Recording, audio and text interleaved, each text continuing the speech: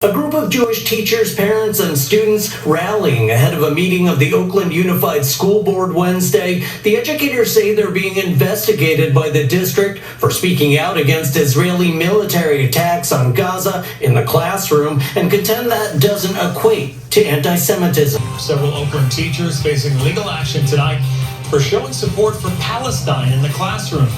How Jewish community members are supporting them tonight.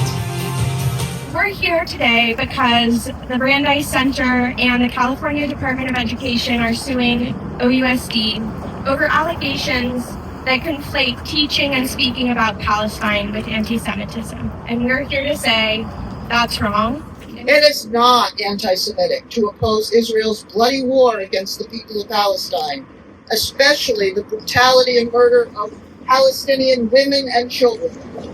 As a Jew, I will not be quiet during another Holocaust. We must not allow the Zionists and the Trump administration to attack and dismantle long-fought-for ethnic studies programs. I'm here because my students deserve a critical education that helps them contextualize their experience and examine the underlying forms of power that shape their world. And in our modern moment, that must include being able to analyze the struggle of the Palestinian people. Being able to analyze it as an apartheid, being able to analyze it as a genocide. And unfortunately for our community, the organizations that OUSD has chosen to partner on anti-Semitism trainings in the last year have documented history of biasing their message towards Zionist political ideologies. It is ridiculous to accuse teachers of anti-Semitism when they're critiquing a government actively committing a genocide. They are using anti-Semitism as a cudgel, lockstep with this administration's relentless repression tactics across universities and now K-12 education, to silence Palestinian history and voices, and as their last-ditch effort to control a false narrative that they know has already unraveled. To all our teachers, school board members, and district leaders, I say to you with urgency, do not capitulate. We stand by you and will fight for the inclusive, joyful learning communities that all our children deserve. And to my fellow parents, I say to you, we need you all in this fight. Our children are watching. We are seeing educators across California being investigated, disciplined, intimidated, and attacked for teaching history.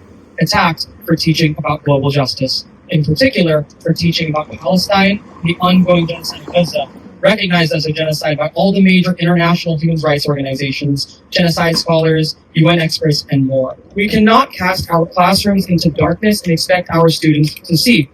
We must teach history honestly, authentically, and transparently. Otherwise, we are responsible for perpetuating fascism, the same fascism that led to the Holocaust, the same fascism that is perpetuating the genocide of Gaza, the same fascism silencing educators today in Oakland.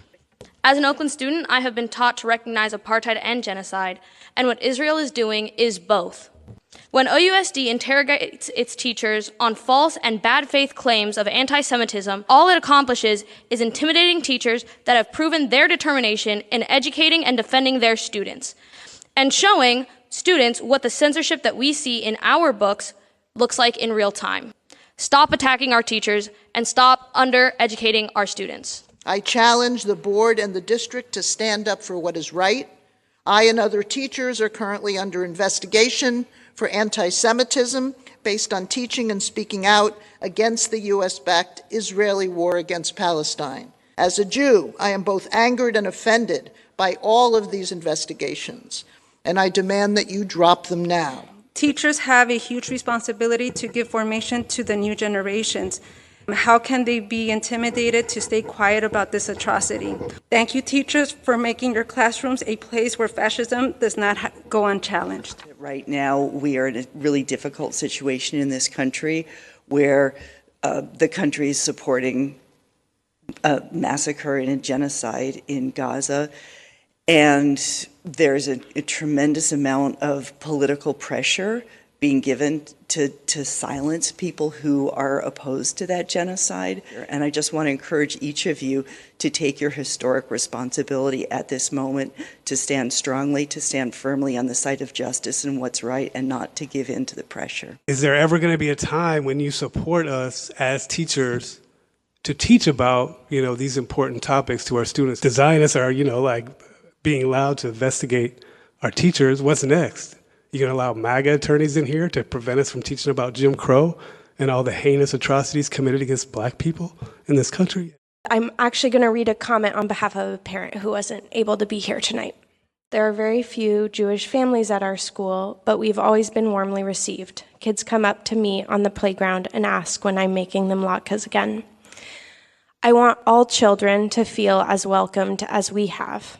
I want Palestinian and Middle Eastern kids to see their cultures celebrated and their histories and perspectives taught. Teaching about Palestine is not a threat to me or my child. It is a way to build a more inclusive community that benefits us all. By conflating anti-Zionism with anti-Semitism, you are necessarily shrinking the rich fabric of all Jews into the smaller box that is Zionism, not to mention the message that this sends to your Muslim students. Is this the kind of thinking that we should be encouraging in our students? I should hope not, and call upon the board to resist the framing presented by the Brandeis Center and stand with your teachers instead. It ought to be impossible for us to ignore the tens of thousands of dead in Palestine, in Lebanon, and in Iran as a result of U.S.-backed Israeli attacks. But this is what the California Department of Education, the Brandeis Center, recent communication from Superintendent Sadler and school site leadership are demanding that we do. It ought to be impossible to ignore how OUSD is undermining academic freedom in thrall to political actors making excuses for genocide.